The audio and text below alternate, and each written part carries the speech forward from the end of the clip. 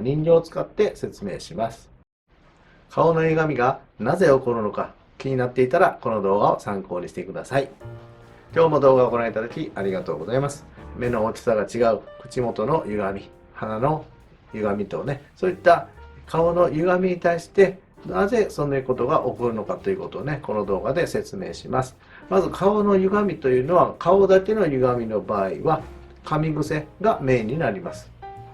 あとはストレスを感じてイライラして眉間にしわを寄せたりとか、気がつかない間に食いしばって噛み癖がある方に顎が歪んでいる、そのような場合があります。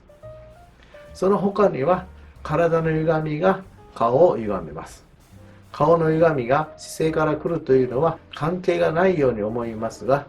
臨床施術の現場では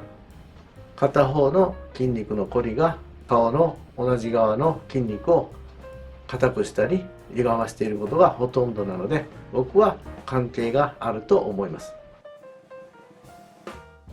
顔の歪みを改善したいと思うなら、まず原因を探るようにしてください。ただストレスであるとか噛み癖で顔だけ独立して歪むこともあるので、まず姿勢を歪んでいるか歪んでいないかチェックして、それから歪んでなければ顔の歪みをチェックするようにしてください。手っ取り早く歪んでいるからここの筋肉をマッサージしようという方法もなくはないですが、体が歪んだまま顔のマッサージをしてしまってもすぐに歪んでしまいます。痛くもないのに歪んでしまうのは、その方が体にとって使い勝手がいいからです。顔というのは歪んでいようが前にこけようが、目の高さを地面から水平にしようと保ちます。体の歪みと顔の歪みの関係性をこの人形を使って説明します。体が歪む、どちらかの方に歪んでしまうと、これは体ごと歪んでいるので、背骨自体がちょっと側腕といって横に歪んでいます。で、そのままだとこういう感じですね。こういう感じなんですけど、このまま歩いている人はなかなかいないので、やはり顔をこういう風にしようとします。顎というのは頭の骨についていて、でぶら下がってるだけなので、この目が水平になっていれば顎もまっすぐなのですが、体を歪めているので、実際はこうなんですが、無理にこうしているので、これが姿勢が良くなったら、筋肉というのは長期間引っ張られるとどうなるかというと、顔はまっすぐしようとするのでこう保とうとします。でも筋肉のバランスはこっち側が倒れるのを戻そうとして引っ張っているので、これがまっすぐになったとし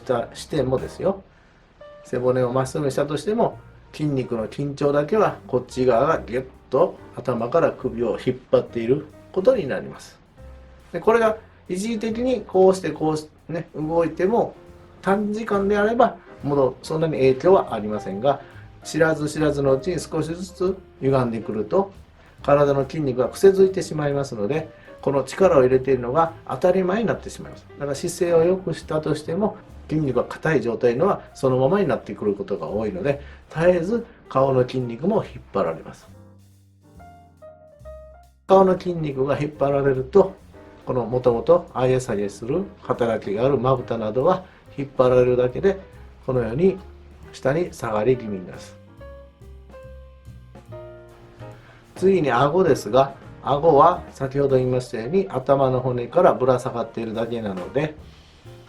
こう倒れてこうしてもこれはまっすぐになろうとしますが、首に力が入ると顎も力が入るようになります。こちらが力を抜けてこちらだけ顎に力が入ると当然こっちの方に移動しようとします。こうですね。こうで顎に力入ってこっちに引っ張ると片方のほうれい線だけ深く長くなることがあります。そして顎先が力が入っている方に動きますね。こういった仕組みで顔の歪みというのができると僕は考えています。ただ最初に伝えしたように噛み癖というのがあるので、噛み癖がたまたまこちらでこういうような歪みがあれば二重に力が入っていますから、かなりこっちの方に顎が引っ張られると思います。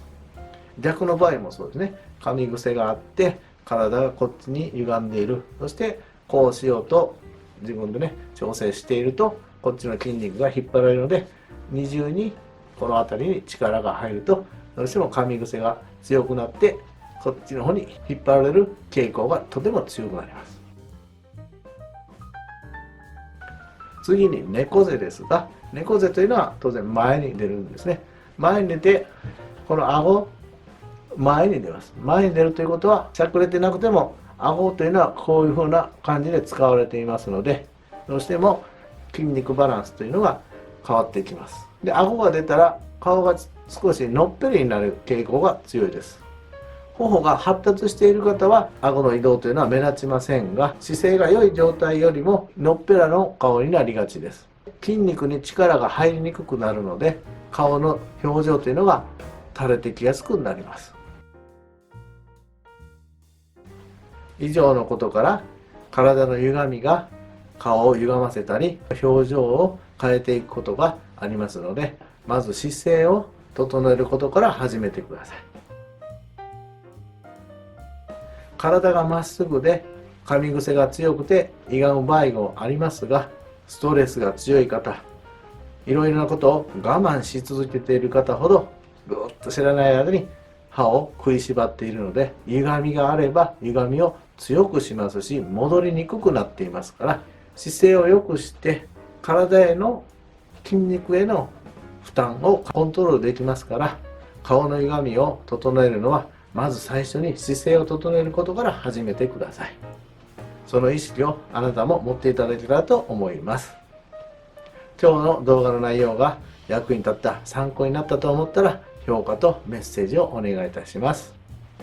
コメント欄にこの動画のまとめを書いておりますので、そちらも参考にしてください。あなたのエイジングケアと美容に役立ててください。また次回このチャンネルでお会いいたしましょう。